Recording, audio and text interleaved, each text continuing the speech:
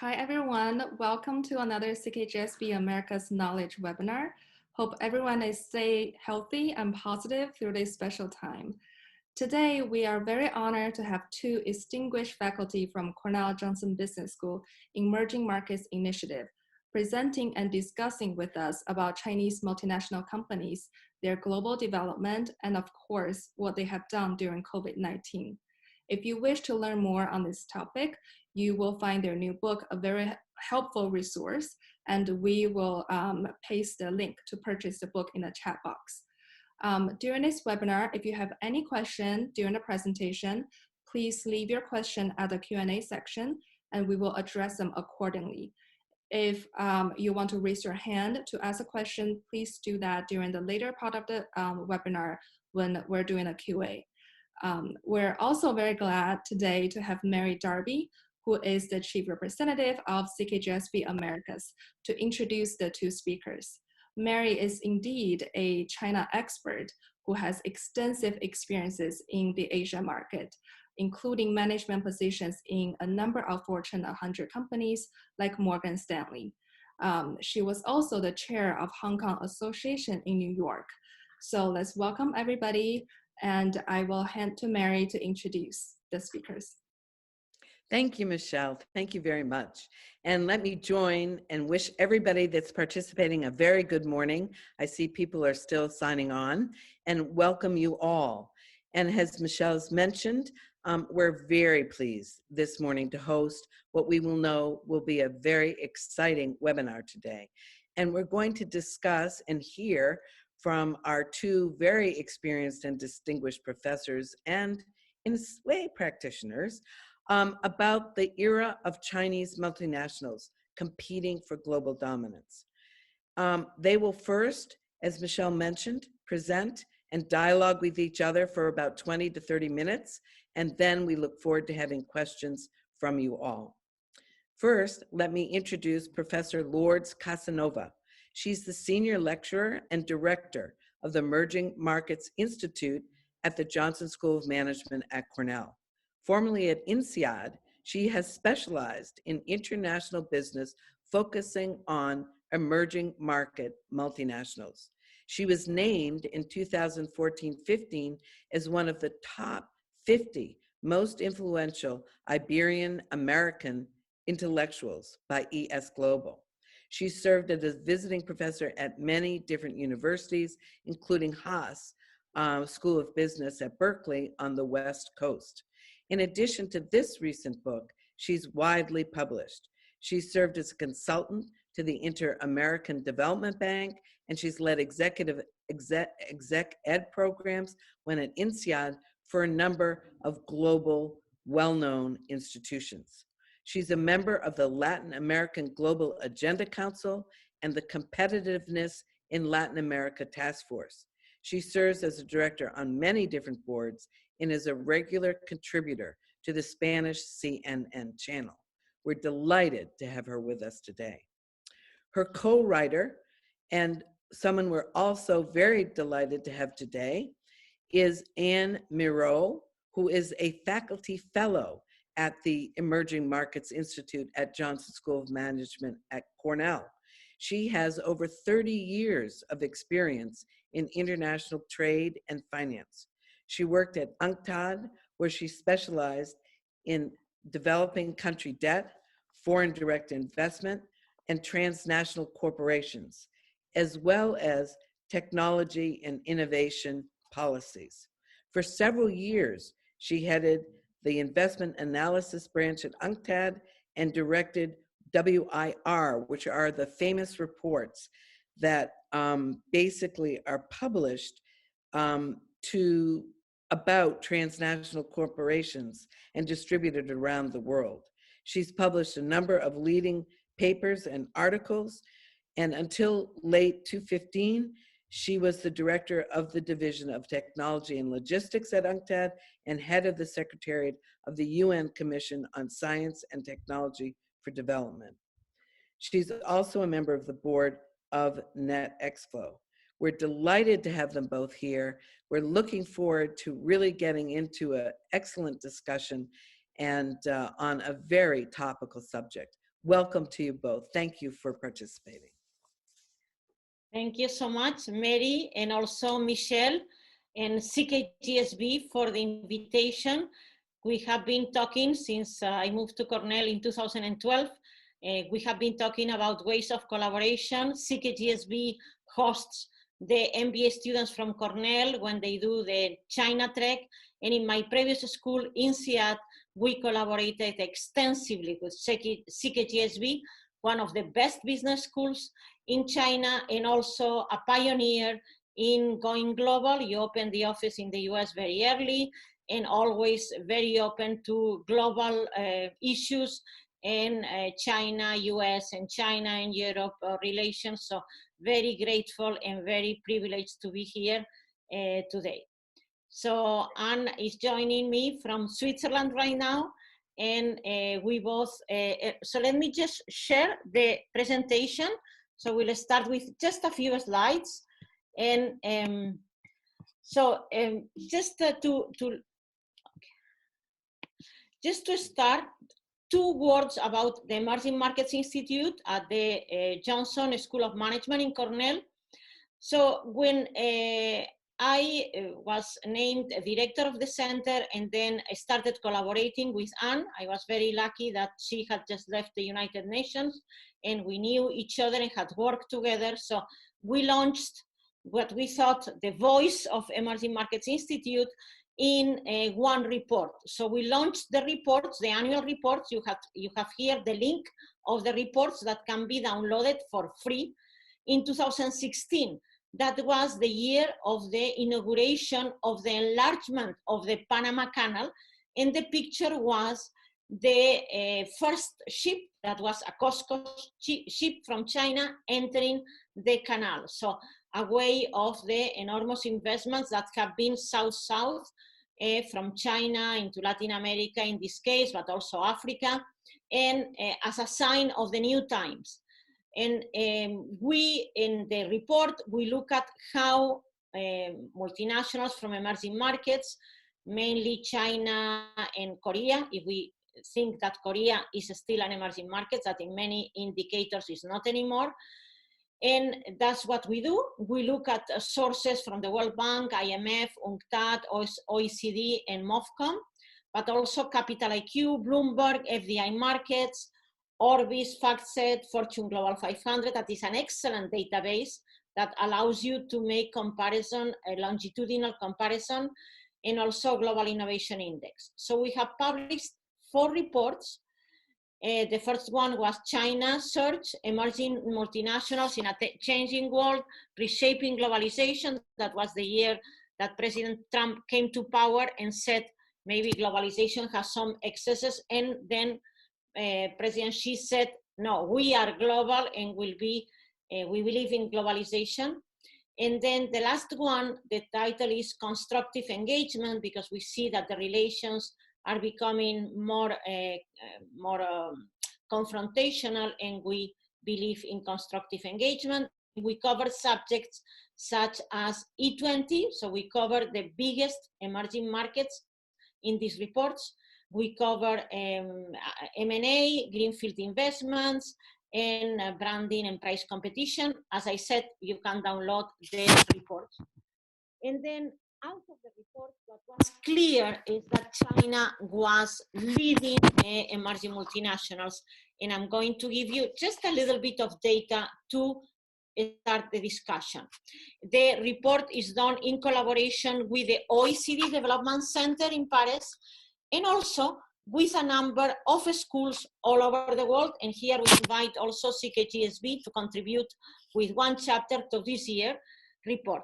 Last year, we had the China contribution was from Wuhan University, from all the universities. And during the whole confinement, we have been in contact with our colleague, Professor Chen Limin, and she was fine.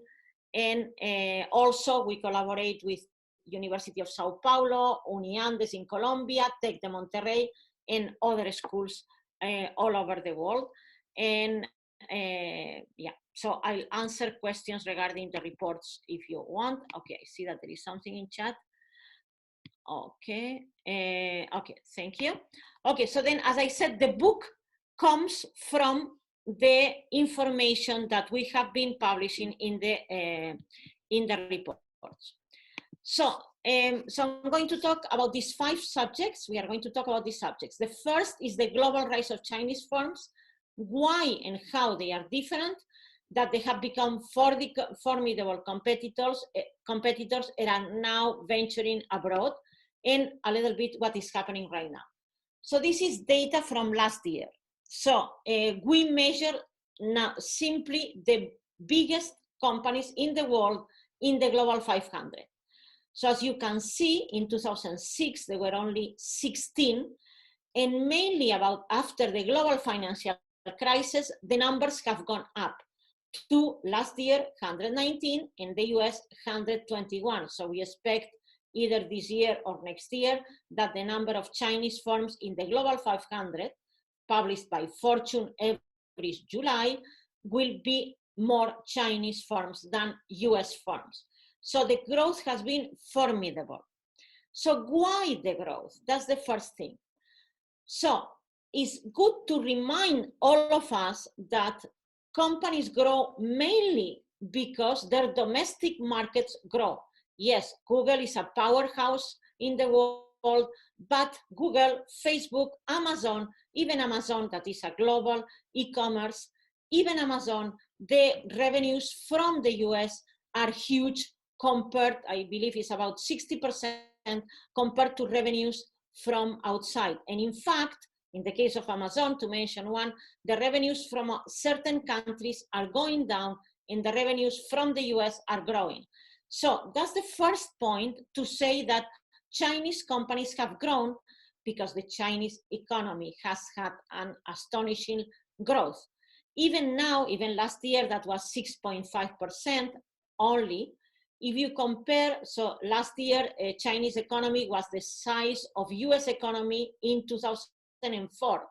And that year, the US economy grew a lot. It was a very good year and grew 3.4%. So we have never seen before an economy of the size of China right now to grow so fast. Of course, the forecast for this year by the IMF is 1.2. So obviously, like all economies, will be suffering this year, but still in positive territory. So Chinese companies have grown, number one, because the size of the economy and the growth of the local economy. That's number one. Two, because like in many other countries, the government has supported the growth of those companies. And three, because they have gone global. But if we look at ICBC, the biggest bank in the world, the revenues of ICBC is in 47 countries and territories. The revenues outside are only 10%. So yes, the power of Chinese companies comes mainly, still today, from China. And very important reminder of this. So second is that Chinese companies are at the top of many industries that were not in 2004. So industries like banks, if we look by assets, not by market cap, it's different, but by assets, 4 out of the 5 biggest banks, one is the one I just mentioned, ICBC is number 1. So 4 out of the 5 biggest banks in the world are Chinese. Again, this size depends mainly, still today, of the domestic market. Engineering and construction, no surprise, China has gone into an infrastructure investment spree all over the country, so the companies are all Chinese. And any major infrastructure project in the world, you'll have a Chinese company bidding because they have just done it at home and they know how to do it.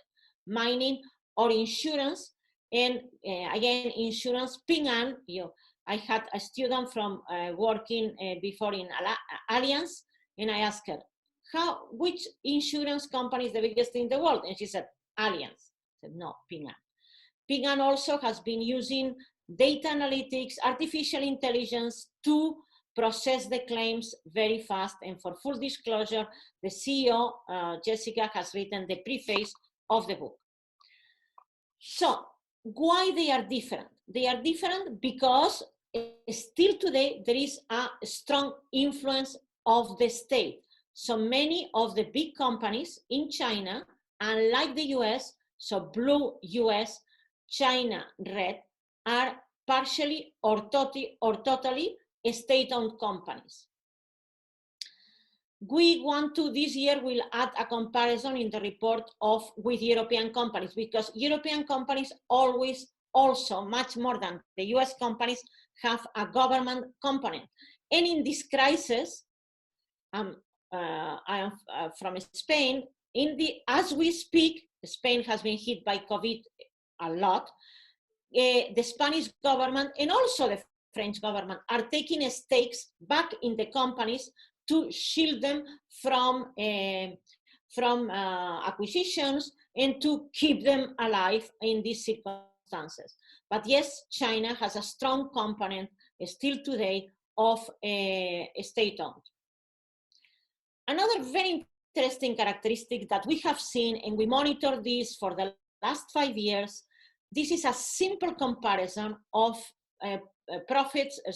revenues versus profits. So the margins of US companies in the Global 500 and Chinese companies in the Global 500, total numbers. So the average, the US companies are more profitable, almost double, than Chinese companies. So Chinese companies tend to sacrifice margins for the global growth. And thus they are more in the global growth.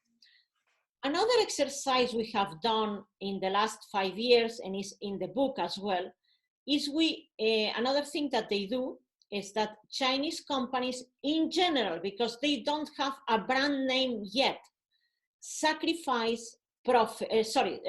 compete on price.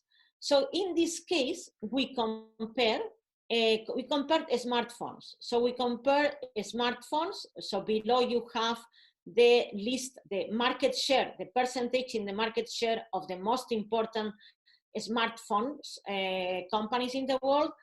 And we have Samsung, the number 1 in the world, clearly 20%. Huawei, number 2, is interesting to note that even during the crisis, the Huawei market share has gone up. Why? Because Apple has lost market share in China because this controversial situation that we find between the US and China. And because in China, Apple has lost a little bit of market share, Huawei has taken that space and is now, even in this, Huawei has been in the news, is in the news all the time. So Huawei has gained market share with 15% and is number 2 in the world. Apple number 3, the other 2 of the biggest ones, Xiaomi and Oppo, also Chinese firms. And if we look at the prices, what we are seeing, we looked top of the line and the cheapest model. We could compare last year still Huawei phones because they were still for sale. This year, the top of the line of Huawei we couldn't find it for sale here in the US, so we are doing the price comparison in other markets. So Samsung, number 1 in terms of price.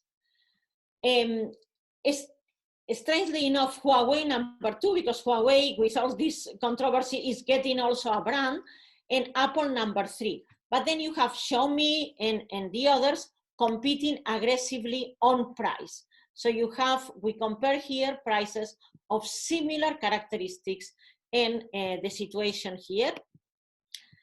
And then maybe, Anne, you can take over here. Yes, on this one.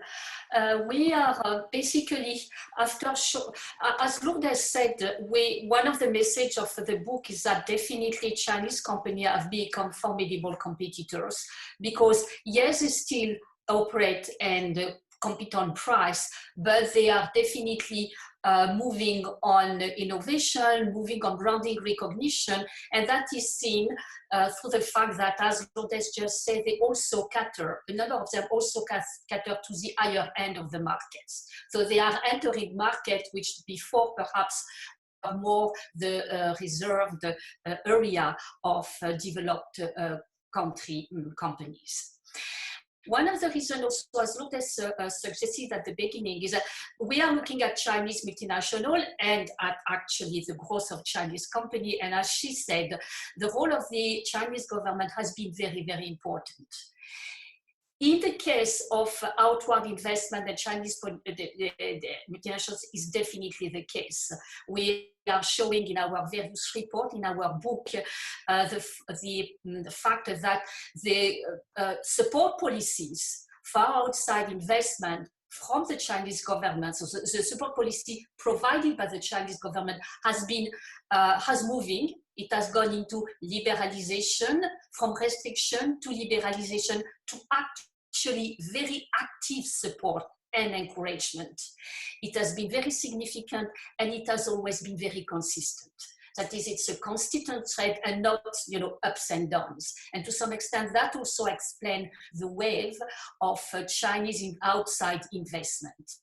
And this is very much reflected in, for instance, the slide that you have in front of you, which is very, at the turn of the century, among the top 15 largest investors, China was not very visible.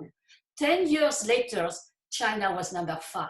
So it's a huge a move forward, if you want. And nowadays, that is in 2018, they are ranked number 2. They are usually number 3. And the one who remains, the country which remains the largest investor outside is definitely the United States. It does not appear in 2018 just for statistical reason, because that was the year where basically American company repatriated a lot of their profit for fiscal reason. So there is, I would not say an anomaly, but that is explained. So in about 15 years, China has become one of the most important investors in the world, with very large and significant Chinese firms. Next. And of course, it is done in two ways: greenfield foreign direct investment and outbound merger and acquisition. In the greenfield investment, we are not showing it here because it's very similar in a way to some of the graphs that Lourdes showed, is that you see a continuous upward trend from China regarding greenfield outward investment, and in some cases even going very, very close to US numbers. What is also very interesting in this particular case is that in terms of the direction of greenfield investment, basically the US companies are investing a lot in China. Actually, China remains the first destination of US greenfield investment, but conversely, up to very recently, the US was definitely gaining a very important ground or position among the destination of Chinese investors. Obviously, this is changing, and we don't really know where things will end up. So there you definitely have a shift, if you want, in the landscape. For the merger and acquisition deal, what we... Oh. Sorry. 1 second. Sorry. You will see the graph, and the rise of, in terms of value and number of Chinese acquisition of foreign firm by Chinese firm definitely has been staggering in a way. And that also explains the reactions that we have seen in a number of advanced economies with increased scrutiny. Here again, if we look at the beginning of the century, the early years, China is hardly visible among the largest global acquirers. But starting with the global financial crisis, the situation is definitely beginning to change.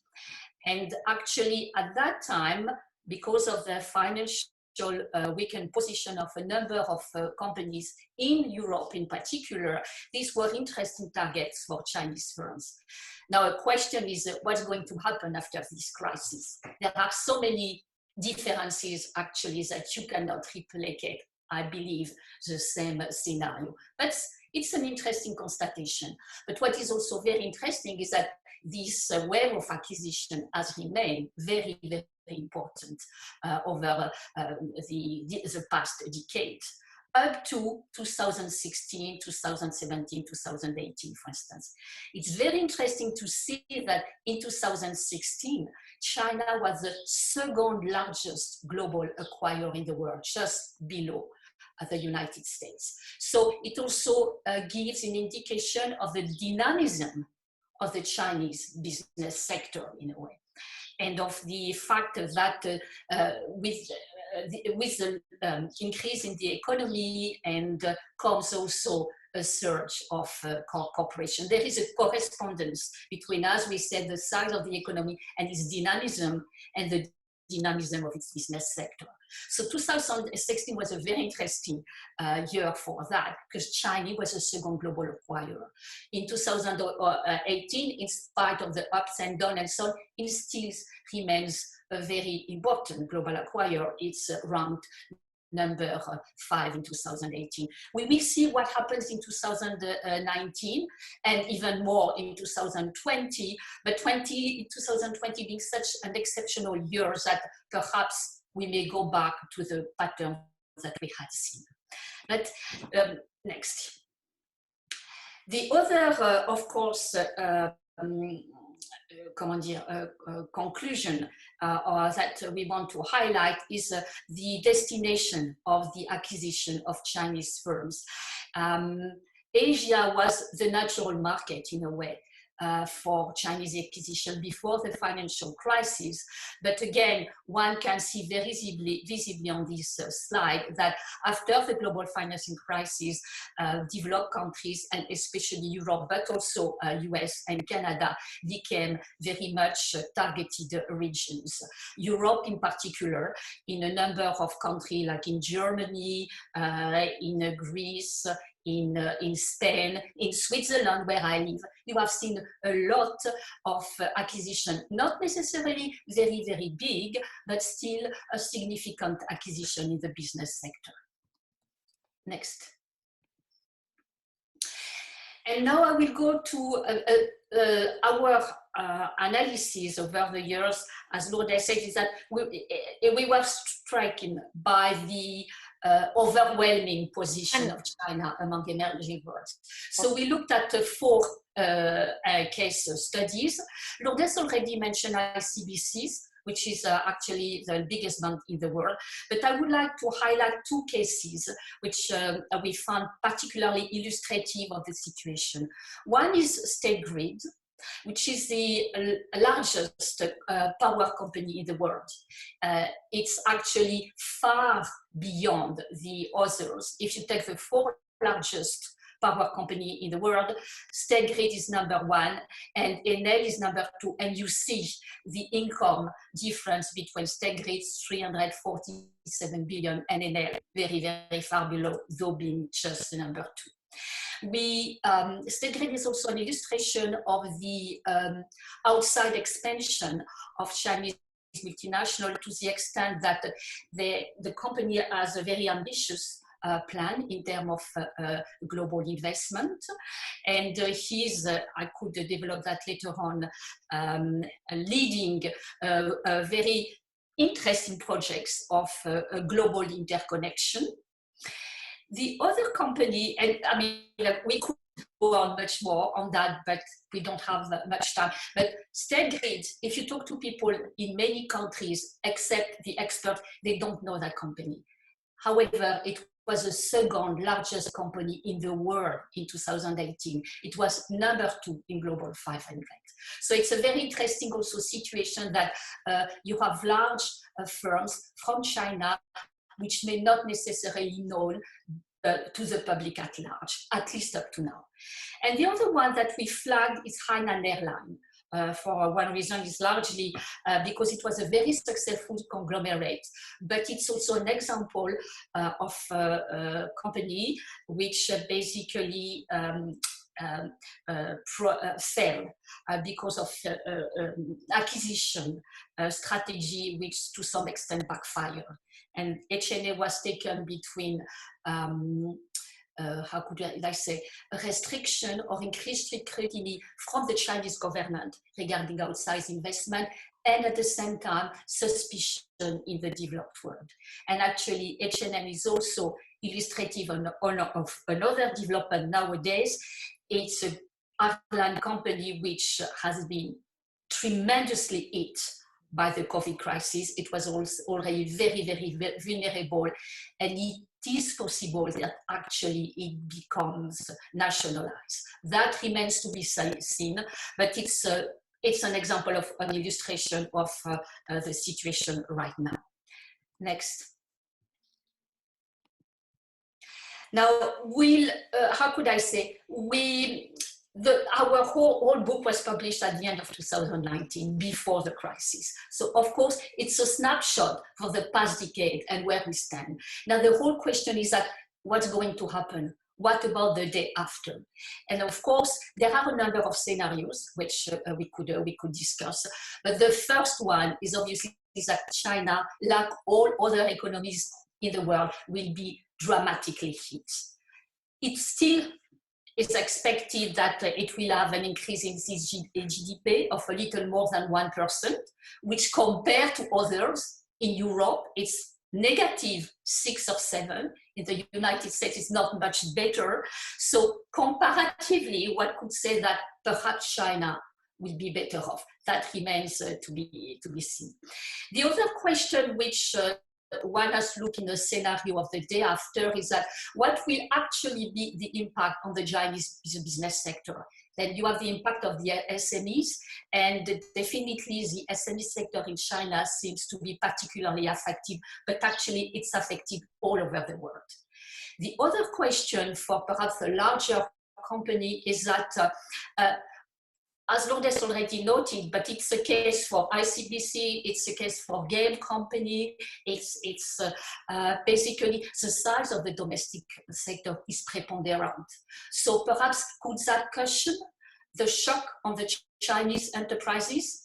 And in China, the export accounts for about 20% of the GDP, which is much less than in economies definitely in Europe. So perhaps the channel of transmission will be less important from that point. So the question is that will the domestic consumption perhaps not replace foreign consumption, but at least cushion the shock coming from abroad? So that's an interesting point. And the other one is that there is also a possibility of refocus on emerging markets, natural market around us.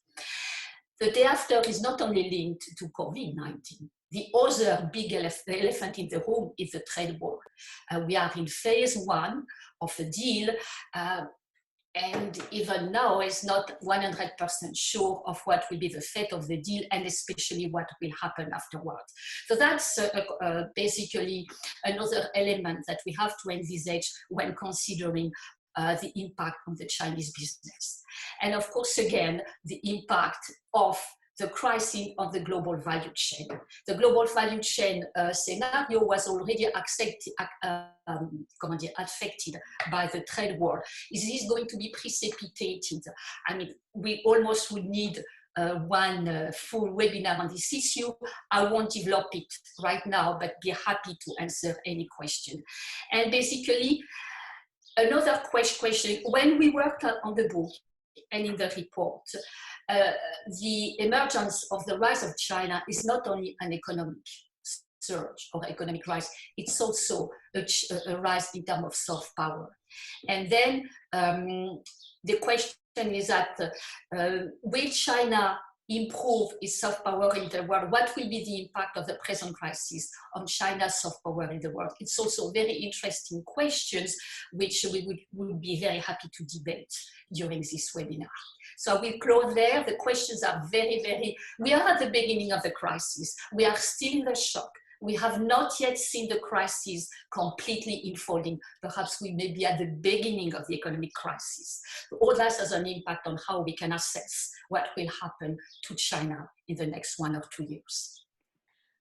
Well, thank you. That was really very, very interesting. And it was very helpful to have the slides to go along and to help us understand. And as the moderator, I would like to take the privilege of asking, or the first question, or the FDI. We were discussing this a little bit earlier, that foreign direct investment has apparently dried up in the US, even prior to the COVID-19 response. And there are a number of new CFIUS regulations and other measures reportedly which pose additional barriers. And perhaps both of you could comment on what you see as the near and long-term prospects for investment here in the US. How do you think the new environment with the pandemic has or will hurt or impact the investment and business between US and China? So a couple of things, and then I will also let Anne answer. So as Anne mentioned, in the book we found that China is today, in 2019, end of 2019, China is the main target country for US companies in greenfield investments. So here we are seeing this as a, how do you say, a difficult situation, because if this controversy continues, this confrontation continues, that is going to damage companies as well. I mentioned Apple. Apple has lost market share in China. As a result, Apple has lost market share in the world, while it was till very recently number 2, sometimes number 1 in the world. So there is a difficult balance that we need to keep. These are the 2 biggest economies. It's better to negotiate, of course, and make win-win. Regarding value chains and regarding manufacturing, and very, very, very broad picture, what is clear is that both in Europe and US, we have lost, not because of China, but I think because of our pursuit of short-term profits. So we want to increase the value for the shareholders. The cheapest, what is the cheapest manufacturing cost in the world? China, Vietnam, India, Mexico, Bangladesh. Let's go there and manufacture everything, and let's get bigger profits. So that has been too short-term, and this should change. So in Europe, in US, no one knows how to manufacture a blender, a toaster, a mixer. Very, very few. So very few. So then this needs to rebalance, because there is a lot of innovation in manufacturing, and also in this crisis there was a shortage of masks in many parts of the world, because most of the masks were manufactured in China. This was, I think, a failure that should be replaced both in US and in Europe, for sure. So there is going to be a recalibration of global value chains and bring back home certain things. It's too early to say, but from what I see, from what I talk, this is going to happen, but it's going to take a while, because 2 things. One, the cost of manufacturing in China, in spite of increasing labor cost, is still very cheap, because labor cost, both, and we look at it in the book, both at the bottom and at the top, also CEOs. Salaries of CEOs in the 500 biggest global companies in US is 13 million. Similar in China is around 500,000. So both at the top, the cost is cheap. And also the logistics. If we look at labor costs are cheaper in Mexico, in Brazil, but the scale of the US market and the logistics. So the China has built a seamless seamless value chain. It's not only manufacturing, but it's the ports, the maritime routes that they use. So it's very, very, works very well. But yes, I believe there is going to be a rebalance. We in US and in Europe have probably outsourced too much for having stable economies, stable countries. You want to say something else, Anne? Yes, on the question, how will COVID impact the US-China relation? I would say that basically the US-China relation did not need COVID. I mean, how could I say? It came at the time where the relation was already very tense. So basically, for the time being, it rather seems that it's worsening the relation, at least publicly, than anything else. And that's our interpretation. We see things, it's very interesting when we were talking yesterday with Nari and Lourdes, perhaps seeing from another environment, a European environment, my appreciation of the situation is a little bit different, but definitely the crisis apparently seems only worsening a relation that was already very complicated. The relation is going to stay complicated for a while. Okay, so there is another one about quality and price, another question. We, in the book, we did, and in the reports, we also do extensive comparison of prices, and as much as we can, not easy, we compare prices of products, smartphones, desktops, tablets, laptops, with similar characteristics. And in general, but this is changing, in general, Chinese products start competing on price because the brand, although they are gaining brand, the brand is still not, is far from US brands. So because of that, and because they can, because still the labor cost is cheaper. Again, we try to avoid taking, so we are in a business school, so we try to stay into the economic and the business side, although it's becoming more and more difficult. And just, we have done the research and we share with you all in many avenues what we have found. And as much as we can, we try to avoid positioning ourselves in a way or another.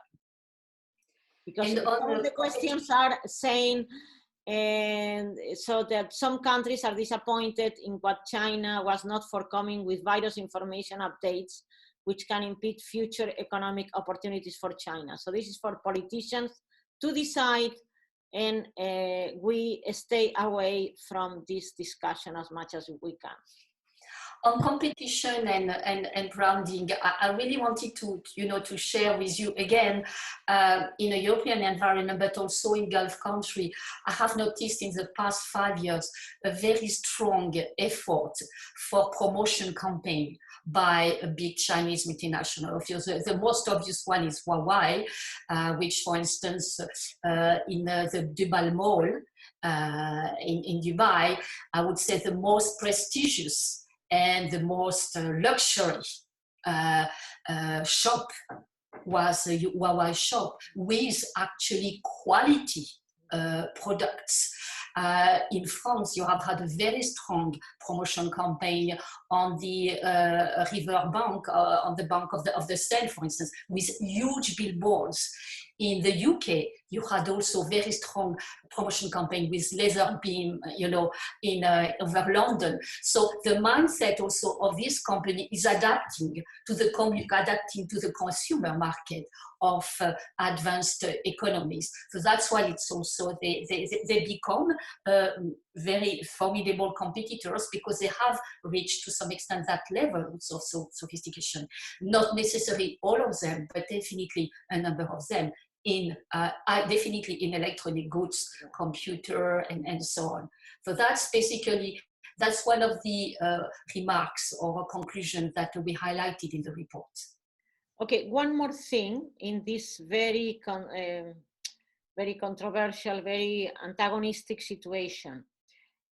both China and US, which is very interesting. So we compared a greenfield investments. So there are FDI markets data is very granular. So we compared announced greenfield deals from US, China, Japan, India, Brazil, Mexico, many countries. So the healthier the economy, i.e. US and China, the more diversified it is in both variables, the number of countries and the number of companies investing. So you find this diversification both in US and in China, not in other countries. I'm going to give you an example, Brazil and Mexico. Brazil and Mexico depend in both investments and companies. Companies is tremendous. Most of the greenfield investments abroad are done, is concentrated in 3 companies in Mexico and in 2-3 companies in Brazil. One of these companies, Vale, the mining, the iron ore powerhouse in the world, Vale in Brazil, had this tragedy with the dams that fell Brumadinho. Terrible, terrible tragedy. The company is in difficult situation. So guess what? One of the companies that invest the most abroad is Vale. So basically, Brazil is not investing abroad because depends on the investments of this company. If you look at both US and China, the diversification is there. Definitely, US is a very important country in foreign investments of China. But guess what? China is a very important country in investments of US. But if this would go down, since the diversification is tremendous, I believe China invests 9%, is number 1 Indonesia, number 2 US. US is 11% in the last 10 years, in last 15 years in China. So actually we see more dependence of US depends more from China than the other way around.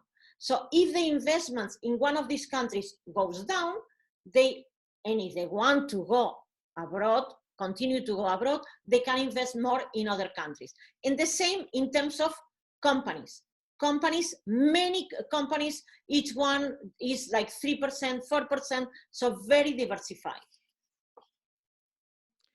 So just quickly follow up on that. Do you see more investment from China into Latin American countries because of COVID-19, or maybe it already begun? Okay, so a couple of things. Again, there is diversification. So you see similar types of investment if you look at numbers in Europe, US, Latin America, Africa. So one goes down, the other can go up. Remember also what we said, that Chinese companies have grown because of Chinese growth.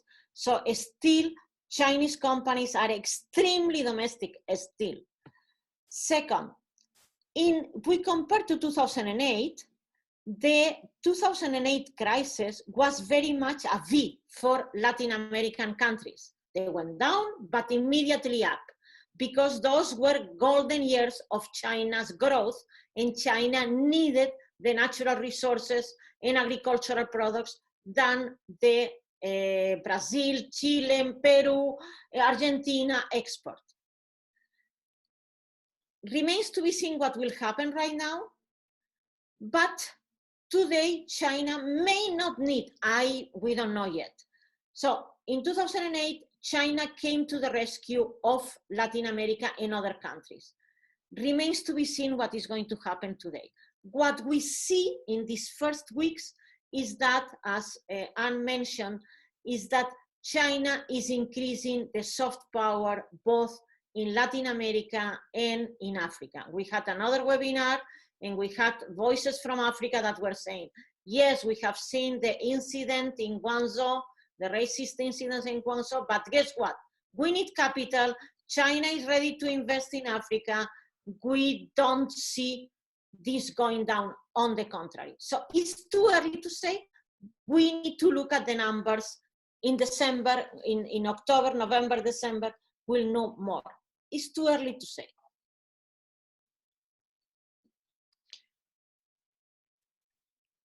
More questions, I see more questions here. Okay.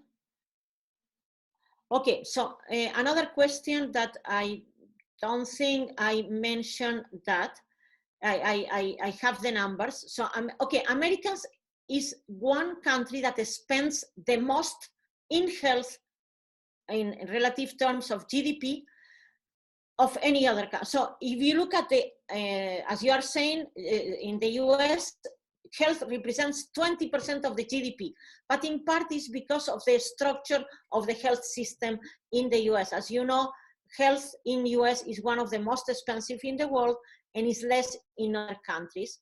And I don't know the percentage of health within the Chinese economy. Probably will be around 5–6%, as it is the norm in most countries. US is an outlier in terms of the weight of health in the overall economy.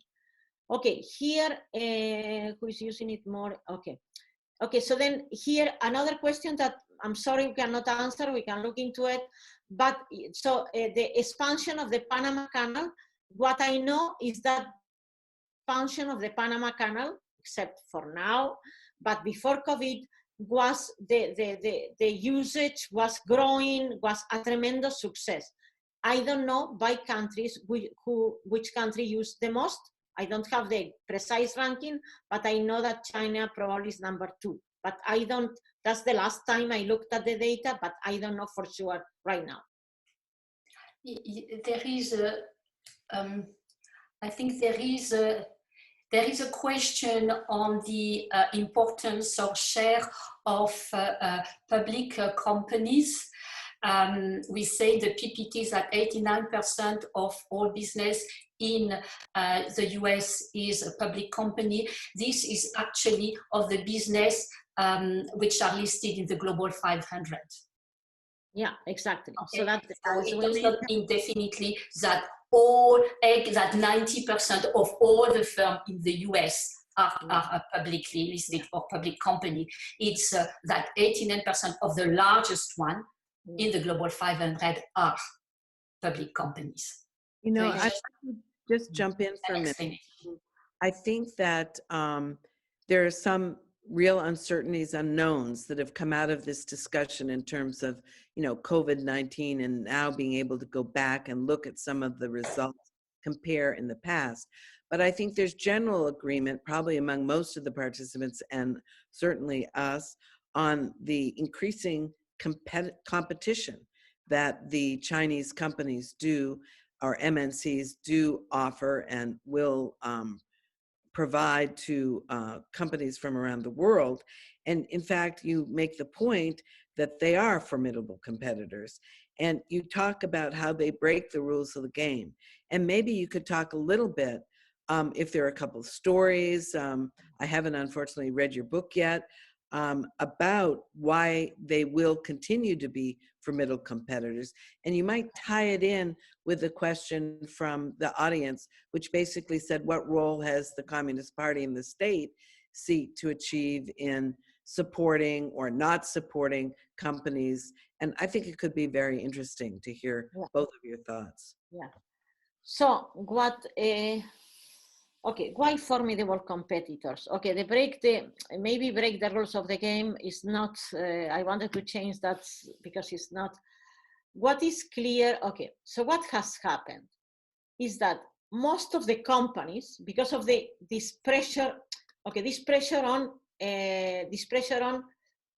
increase shareholder value, even from US, from Europe, from Japan, is seen as this is too short term. So what we see in Chinese companies is that they are ready to sacrifice the profits for long-term growth. So what we see is that what I see, I teach in business schools for the last 35 years. And we teach the students, increase the willingness to pay of the client. So try to push prices up. Second, increase shareholder value, too short term. And so these things that have been paramount in business schools, in the business sector, that's what we teach. Chinese companies are saying, you know what, maybe we have to think more in medium and long term. Again, what I said before, the example. So maybe we have to keep some manufacturing capacity here in the US because it's important for innovation, for the long-term country, the economic progress of the country. That's one. Second, industrial policy that we haven't mentioned much, but we have a chapter in the book and mentioned a little bit. So China has clearly an industrial policy, and there is a consensus from public and private sector and society to keep on going along, to sacrifice a lot. Let's don't forget that Chinese people have sacrificed a lot. I had a conference call recently, and I saw the room of one of my colleagues in China. I said, oh my God. So the sacrifice in terms of salaries, in terms of the way they live still, for the long-term growth of the country. So we believe, and there are already voices in the US regarding 5G. I hear telecom companies in the US saying, maybe we should have an industrial policy. Maybe the government in US has had an industrial policy, but as of late has been out of fashion. So maybe industrial policy should come back. Maybe medium-term and long-term thinking should come back. Maybe these quarterly reports are too short-term, and maybe we should have longer reports for the companies. And maybe we should start looking at the salaries. And again, there are voices in the US that say that at the CEOs is justified to have these tremendous salaries because they give too much power to the CEO, and the CEO pushes a lot for the shareholder value without thinking of the medium and the long-term view of the country, the industry, and the company, the industry, and the country. Again, these are very controversial issues. These are issues that need to be discussed, and that the competition from Chinese companies that compete differently may have, again, we see few so far global Chinese products with a brand. We see Lenovo, Huawei, and Xiaomi, and in technology, and less in other. Still, U.S. companies capture a lot of the value of most of the products. I don't know if I made myself clear. And Anne, maybe you want to add something? No, just I can't agree more on industrial policy, that it's the essence of China. It's all a matter of political economy. That's how the country has built itself. And yes, the government has a very important role in the growth and the expansion of the companies, because there is a very coherent and determined industrial policy over the years. So that's no question about that. There is a question on brands, and I just wanted to highlight the fact that there are a number of brand of ranking of a global brand, and they are meant not necessarily, for instance, on the amount spent on ad budget, but also on the value. I mean, there is a particular way of calculate the branding position of products and companies. And one of them is a brand directory. They give a ranking for 500 companies. And again, I think it's properly made and properly reflect the brand recognition of the product. And it's very interesting to see that in 2007 or so, there was perhaps 5-6% of the brands in the global 500 which were Chinese, and now the percentage has been tripled. It's around 15-16%. So it really shows, it really goes, it adds to this point about basically global competitors. It's the price, but also the quality and the innovation. Because there is one point which we did not mention, but which also explained a large part of this shift that we see in the global economy landscape, is that particular the very strong significant efforts that China has been making on innovation. So, I mean, it's a kind of, it's a compound and a convergence of factors which explain somehow the strengths of the Chinese business sector nowadays: the political environment, the economic growth, and all the innovation efforts which are being put by the government in the enterprises. Okay, also there were questions regarding soft power. So we follow Joseph Nye from Harvard's framework. It's not easy to measure soft power of a country. That probably we believe that Chinese brands, of course, compared to US, Japan, or Germany, have a deficit of brands, brand name. And that's not easy. That's not easy to gain a brand for a country, for the products, for the companies. And we believe that right now we see signs that in this crisis, China is trying to gain soft power. Okay. Subsidization issue. Yeah. So here, yes. Okay. So here is very clear.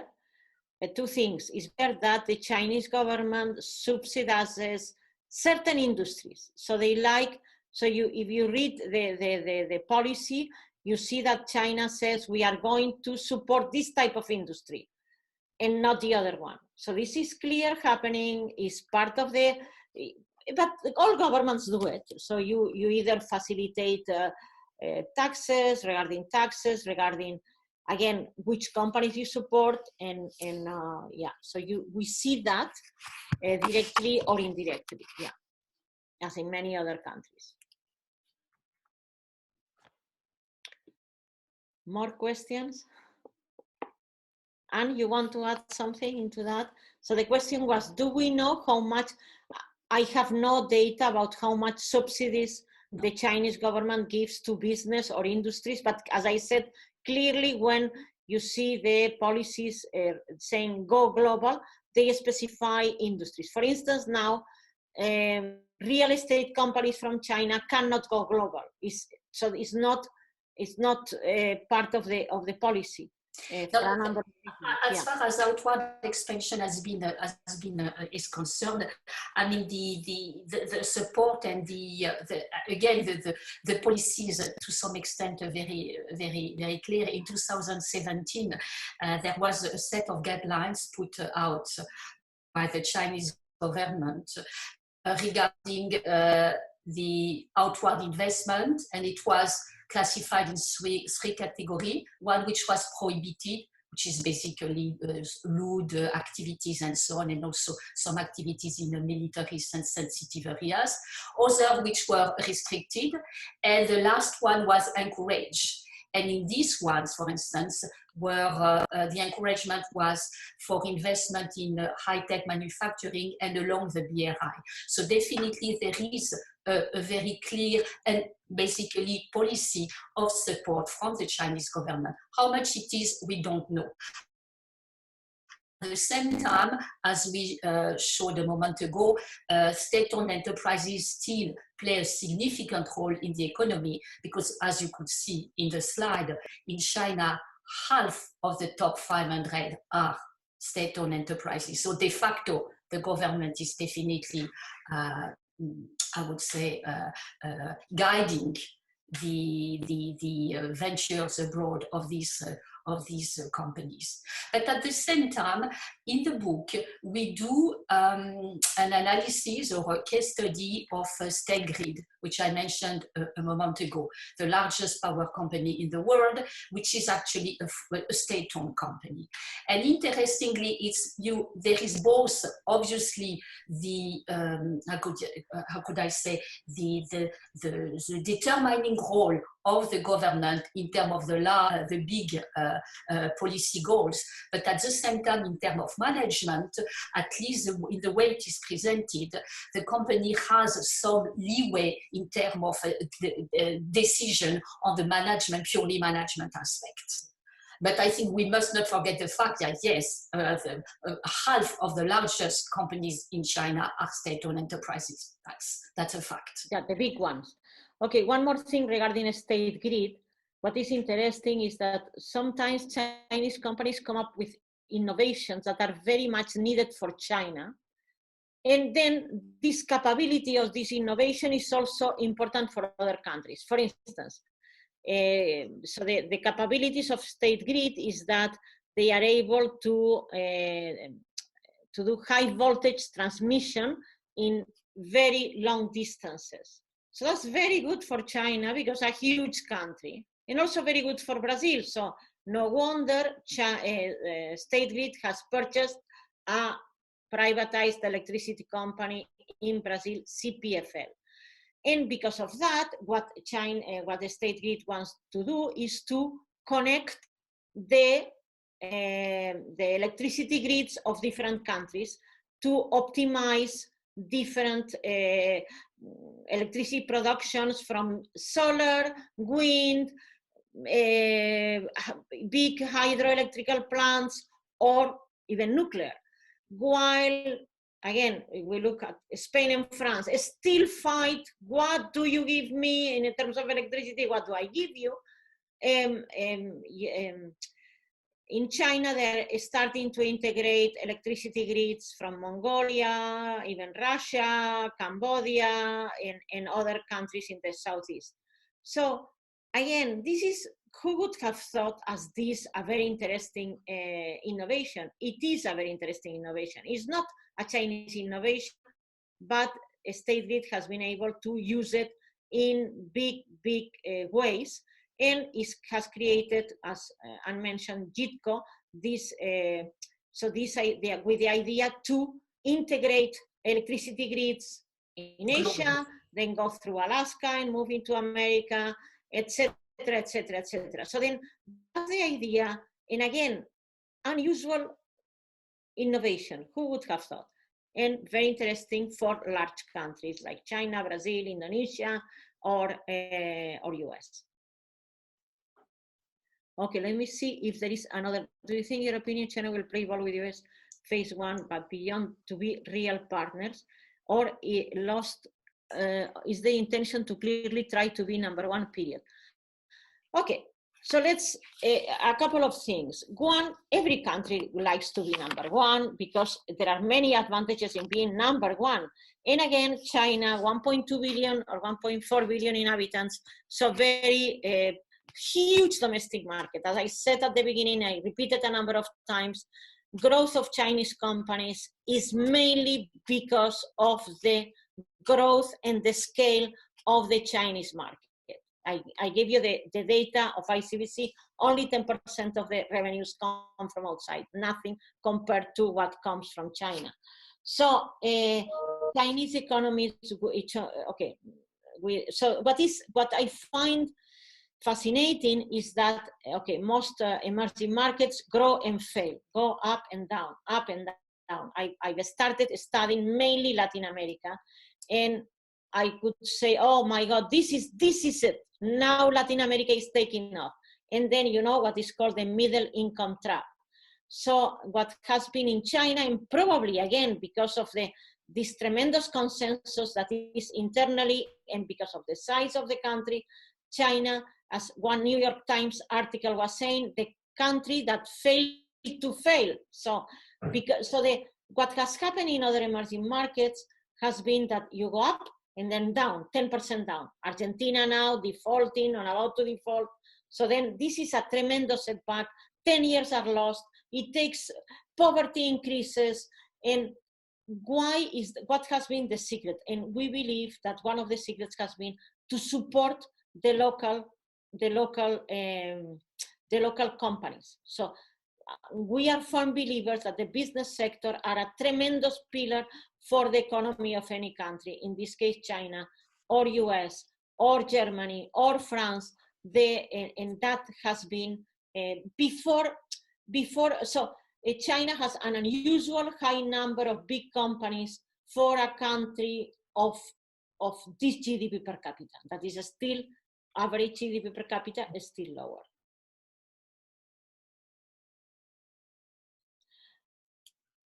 again, we don't answer questions regarding politics or the politicians, government, school professors to look at it. We don't look at it. We just look at the growth of the Chinese companies in this case.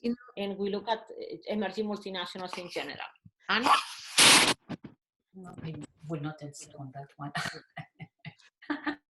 You highlighted in your slides, you know, a comparison of 4 different industries, you know, and I'm just wondering if you do further research, given what's happened in COVID-19, are you going to look at more other industries and more private businesses and the impact?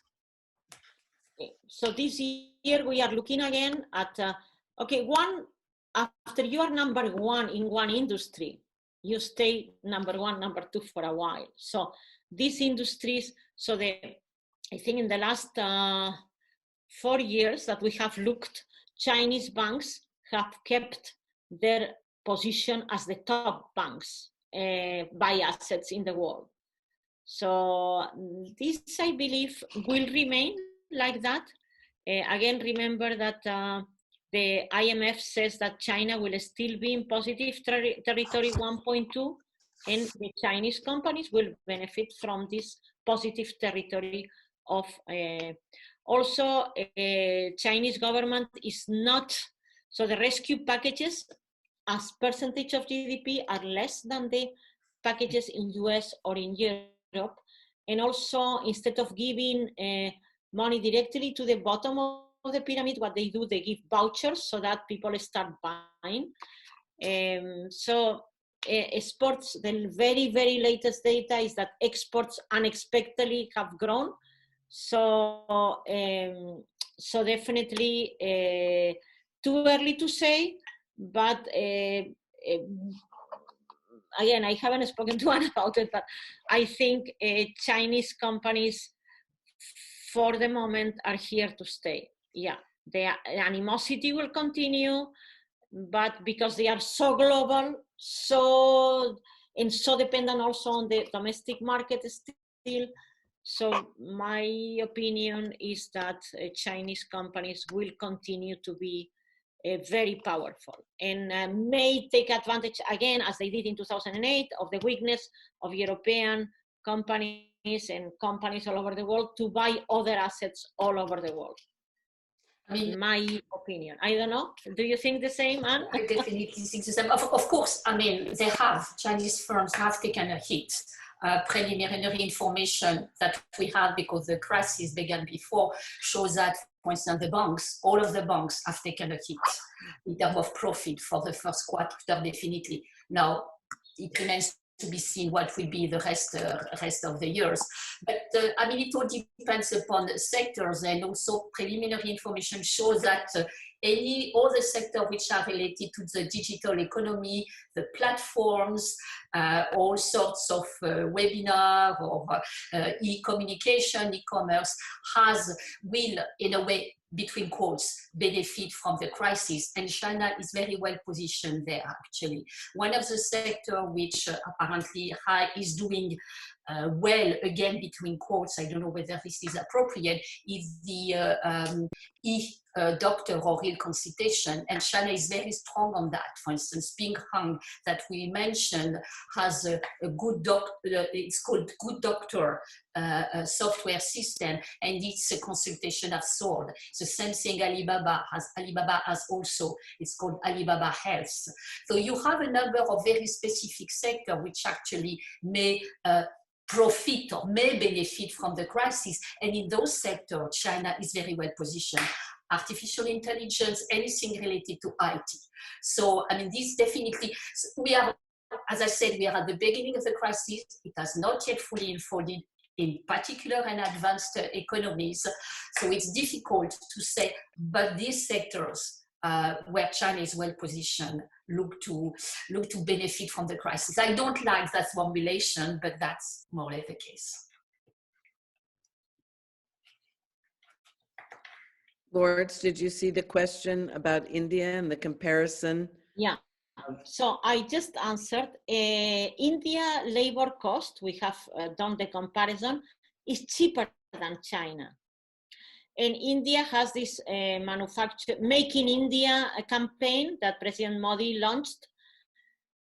There are even, by the way, Chinese investment in India is very, very important. Alibaba has invested, Paytm, and so many, Tencent, they are all Xiaomi, Vivo are household names in terms of smartphones, although they face a strong competition from the gigaphone, but that's another matter. So yes, India has made and is making and will make strides into manufacturing in becoming more important. But the weak point of India is logistics.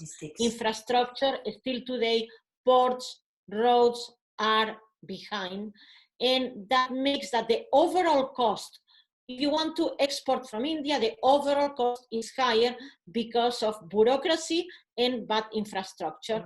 And it takes a while to build a good infrastructure. It takes a while. So India will become more powerful in manufacturing for sure, but it will take a while to be a serious competitor in manufacturing with China. Vietnam is another household name, but already things are moving some to Vietnam, but Vietnam, 100 million, Vietnam is still quite bureaucratic in certain things. So yes, there are things that can move, but not that much.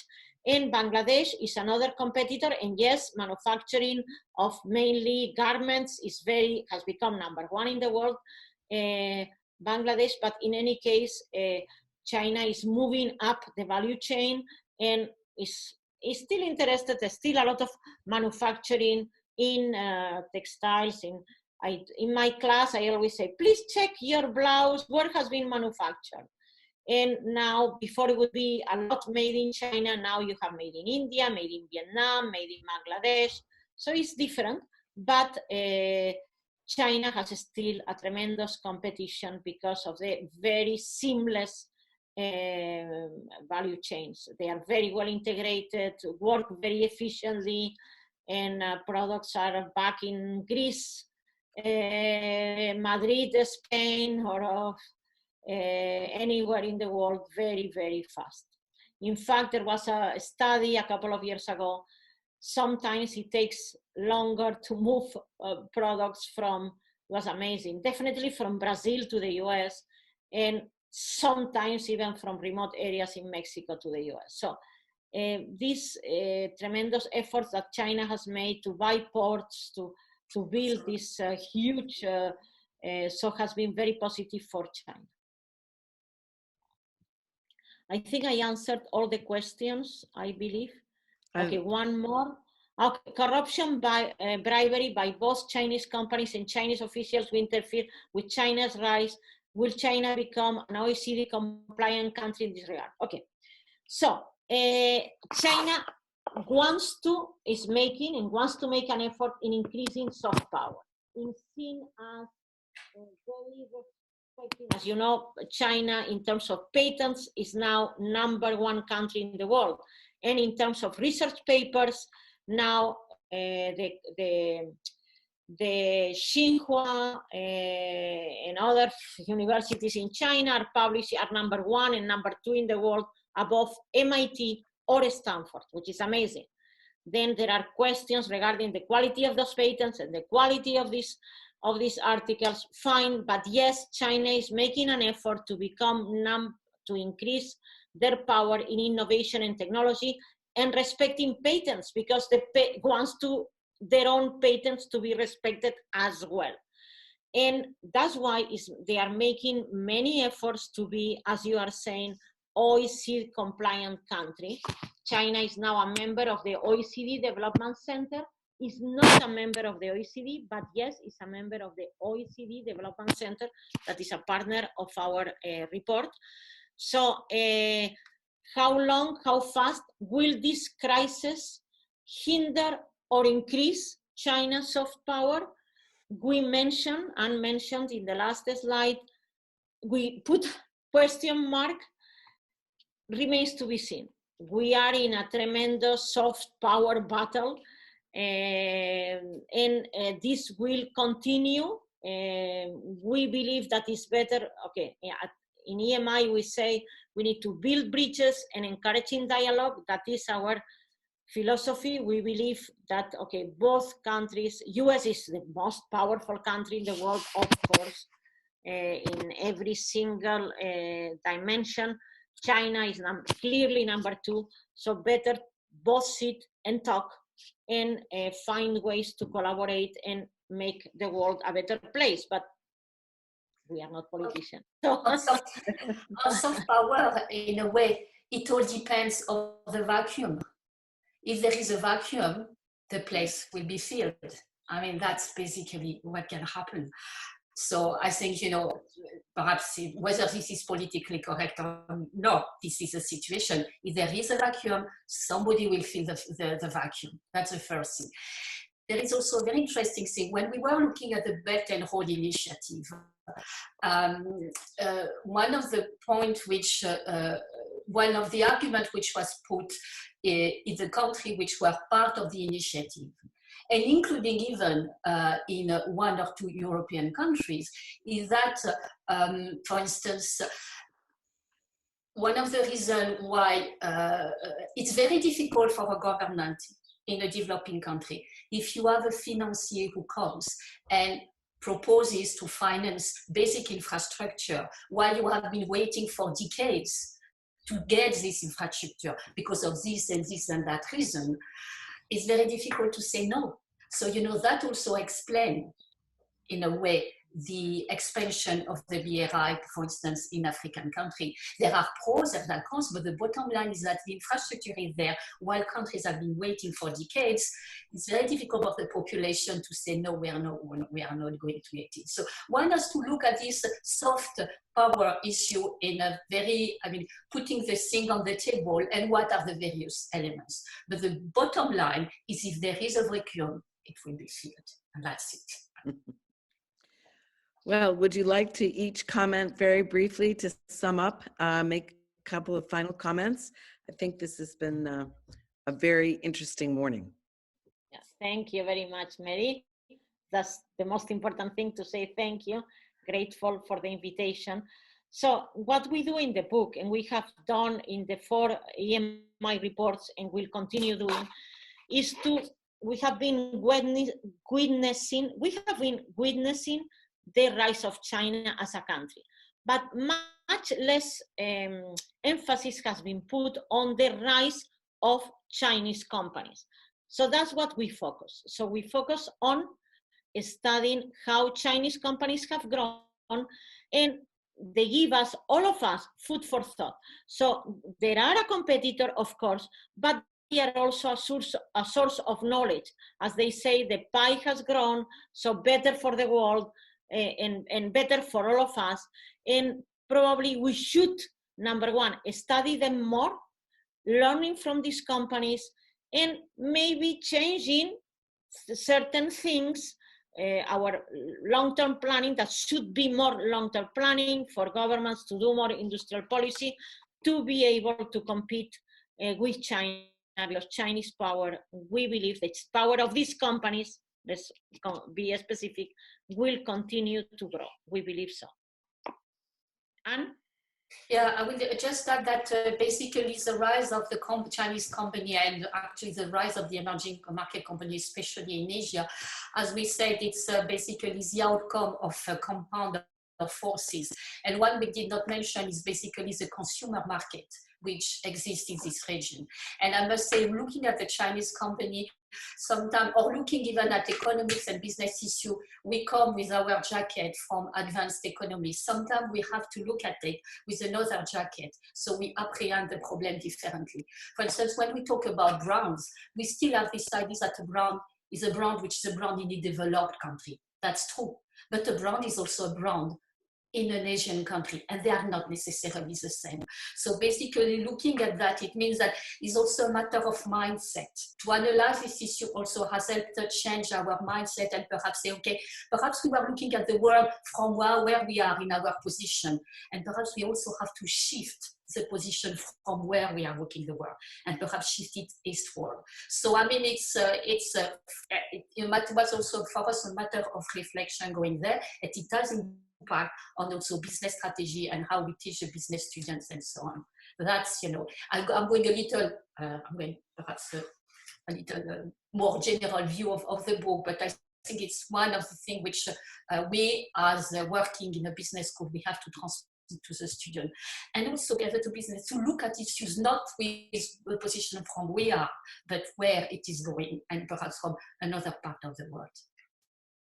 Great. Well, we all look forward to reading your book if we haven't done so, and we welcome you back after you've done some more research post-COVID-19 a little bit, and thank you very much. And I hope all of you have enjoyed it as much as the panelists and we have. And I do hope you'll join us next week as we look at the impact of COVID-19 on real estate in the United States, both commercial and residential. Thank you all. Bye. Good night.